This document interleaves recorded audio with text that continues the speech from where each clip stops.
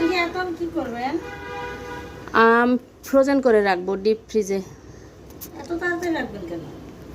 রাখবো যে আম বেশি পেকে যাচ্ছে, যে মামা আম কিনে নিয়ে আসছে, এখন এগুলা কেটে জিপলক ব্যাগে ফ্রোজেন করে রাখবো রোজার মাসের জন্য।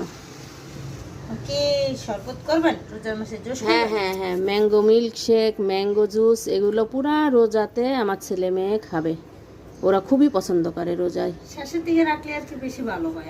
না, শেষের দিকেও কিছু রাখবো। আবার এই যে আম কিনে নিয়ে আসছে মামা, এগুলা ওই ফ্রিজে রাখার জন্যই এগুলাও রাখবো, আবার শেষের দিকে কিছু আম রাখবো। আমার এগুলা অনেক আম আমি ডিপ ফ্রিজে রাখি, আমার ছেলে মেয়ে জুস খুব পছন্দ করে। রূপায় একটা আম আছে গোল, ওই আমটা রাখেন। আচ্ছা ঠিক আছে। কি আম? কি আম? রূপায় আম, গোল, আমরা গোল সিস্টেম খাইতে অনেক ও টেস্টি। আচ্ছা, ওটা কেটে রেখে। ঠিক আছে।